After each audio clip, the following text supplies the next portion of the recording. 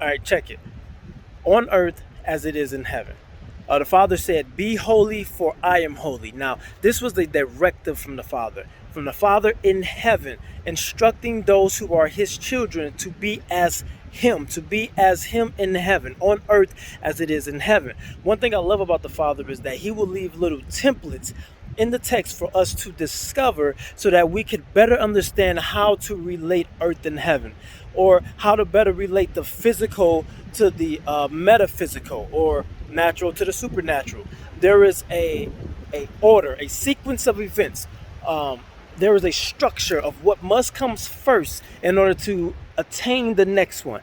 And so I would dare to say that one who skips the natural doesn't truly understand how to interpret the aspects of the supernatural, because you can't have one without the other. There is this yin and yang. There is this balance that you have to have, except you have to understand one before you understand the other. Now we know that there is a certain respect that we are to give the Father. Better yet, there's a certain reverence we are to give the Father. We are to esteem His word. We are to love Him with our entire being, on earth as it is in heaven. Now, if you were to blaspheme the Father, that means to treat Him with contempt. There's a lot of confusion about what that means in the New Testament. They talk about blasphemy. It means to treat Him with contempt. The Hebrew word for that is neatzah, which means to treat with contempt, and that comes from the root word naatz, which means to spurn, reject with disdain or contempt, to despise. Which I feel is interesting, because to despise means to look down on or regard as negligible or worthless. The commonality of these synonyms is to regard something as unworthy or of one's notice or considerations. So if you treat the Father with blasphemy, you are treating Him as if He is unworthy, as if He is not worth your consideration for the things that you are doing or saying. So again, I love the Father because He lays out things within the text, within the culture, within the framework of how we operate and maneuver through everyday life as Hebrews, that would allow us to gain this intrinsic understanding that's compatible with heaven and earth. So if He wants us to understand sowing and reaping, which He does, He created earth in such a way to where a man has to put a seed into the ground, and he has to wait for the return. And he expects a return from that which he sows. He expects to sow, he expects to reap. If He wants us to understand how to deal with personalities, right, with different aspects of people, He made men to function as shepherds so we can deal with different personalities. Different animals, sheep and goats.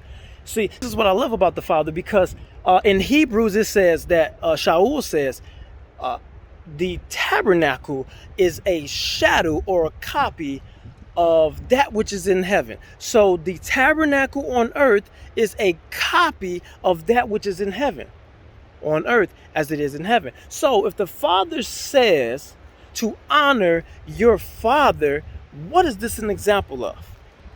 So when 1 John chapter 4 says, if anyone says I love Yah or God and hates his brother, he is a liar.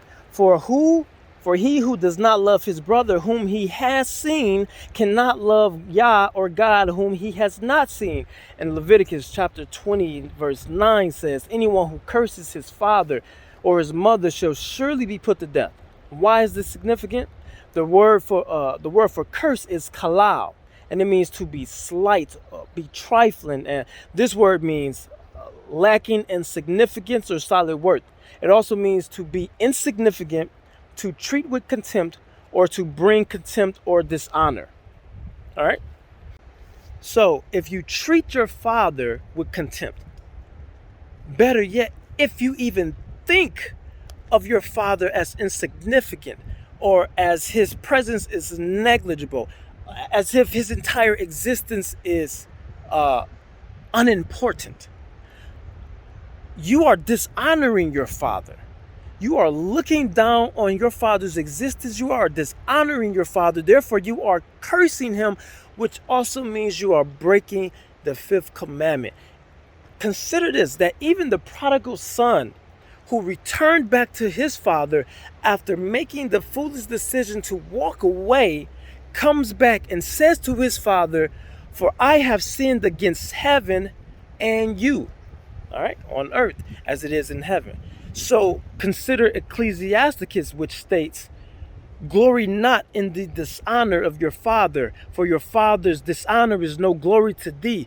For the glory of a man is from the honor of his father." And here we are left with the final template. If a man blasphemes the father, the penalty is death. If a man dishonors his father, again, the penalty is death. Point taken, the father must be honored on earth as it is in heaven. Shalom.